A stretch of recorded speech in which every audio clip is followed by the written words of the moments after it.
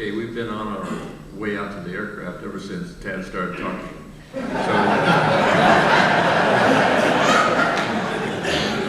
anyway, they loaded us up in the PSD van, and in there you're still breathing 100% oxygen. They put you on an oxygen bottle, and they put you in the cockpit, and a pilot has already pre-flighted everything and got your aircraft configured for you to fly.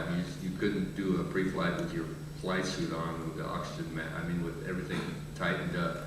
But it was raining so hard, the wind was blowing so hard, rocking the aircraft, rocking the PSD van. I said, there's no way they're going to execute these missions.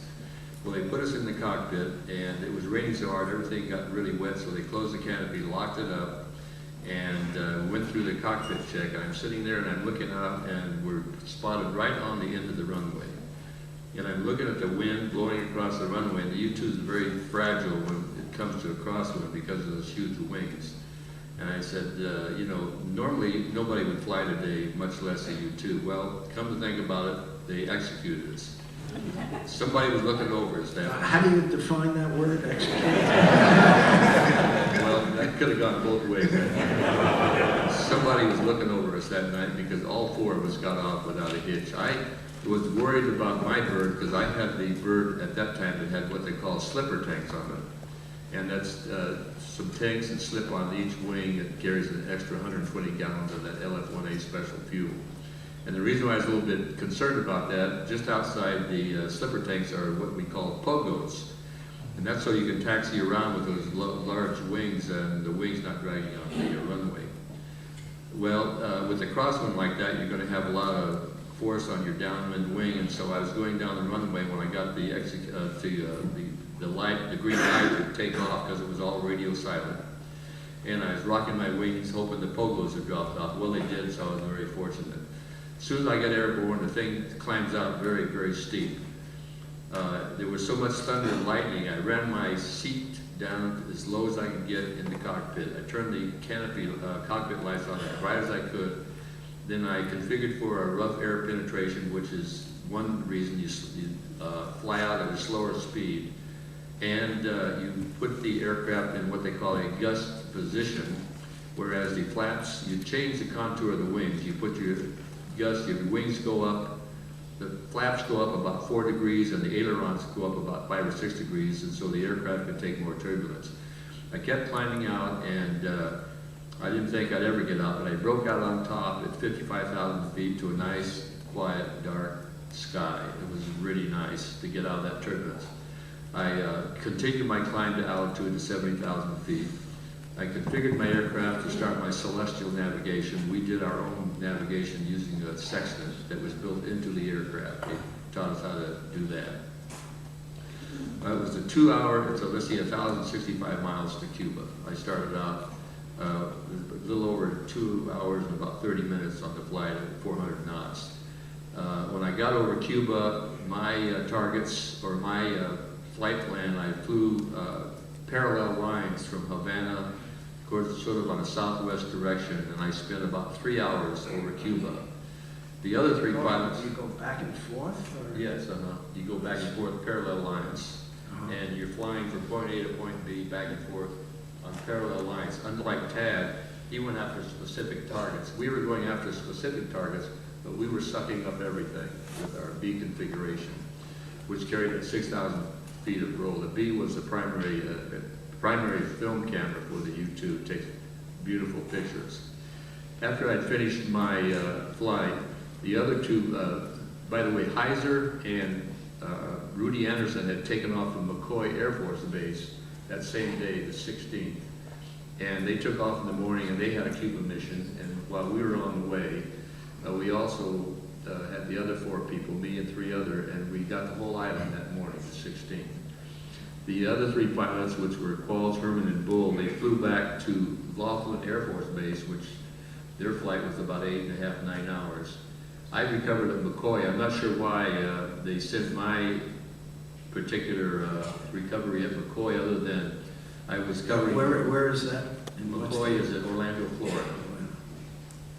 And I was photographing the area that I think Steve Heiser Steve Heiser had photographed San Cristobal, and I think they had some missile sites there or something. And I think that's possibly why I recovered at McCoy. I broke the radio silence when I entered the United States again.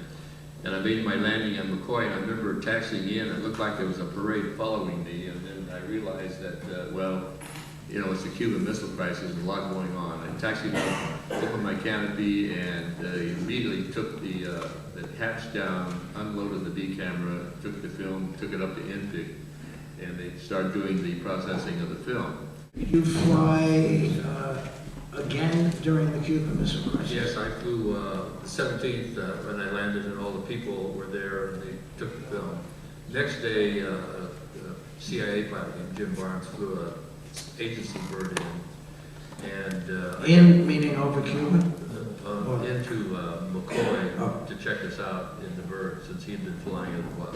I got checked out in the CIA bird, and so I flew a mission the next day in the CIA bird. About the time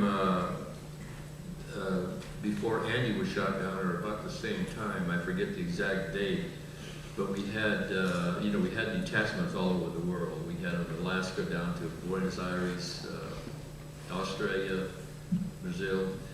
We had 5 aircraft up in Eielson Air Force Base, which is in Alaska. And we were flying sampling missions, high altitude sampling program at Department of Atomic Support Agency. Chuck Malsby was one of our U-2 pilots. He was up there on a sampling detachment, getting samples of the what's going around above the tropopause. Troposphere, not tropopause, troposphere. And when you fly a polar mission, you fly what they call grid navigation. You can't use your compass because it just goes haywire. So you rate your compass, and when you make your turn, you hope and you've figured out how your compass is going to precess. Well, you have to remember that once you get to the North Pole, every direction you turn is south. So you want to turn the right south head. And he ended up deep in the Soviet Union. And fortunately, they taught us how to pick out the constellations and everything for our celestial navigation. They asked him where Orion was. It should have been in a certain position in the cockpit. They said, well, put it off your right wingtip. And he identified Orion.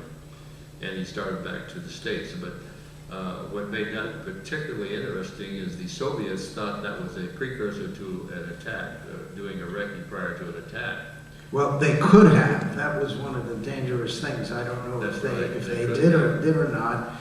And that happened again, also on the 27th, Black Saturday. So not only is Anderson shot down on that day, but several hours later, I think it was, we get the report that there's a U-2 over the Soviet Union. They're launching MiGs and trying to shoot it down, and it could have been interpreted as a precursor to the United States launching a strike against the Soviet Union. Well, let me mention something else about Chuck Malsby.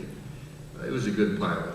And he came to us, he was a Thunderbird pilot. He was put on air demonstrations. He flew in Korea. He was shot down and spent about a year and a half in a POW in North Korea. And so he had been through the whole gauntlet. I know we're getting towards the end of what I'm going to say, but I want to bring out something that there's been a lot written about the Cuban Missile Crisis, and Rudy Anderson, who was killed, and Steve Heiser, who flew the initial mission, but there were 11 of us that flew those missions there. And I'd like to give their names because you don't see that very often. You hear about 2 people, Rudy and Steve. Of the 11 people, there's only 4 of us that are still alive. The rest are deceased. And I will read their names off. Ed Kimmerling. Please do. Ed Kimmerling lives in Tucson. He's still alive. Myself, I live in Knoxville. Steve Heiser has passed. Just recently, I think. Within the past year. He lives in Apalachicola.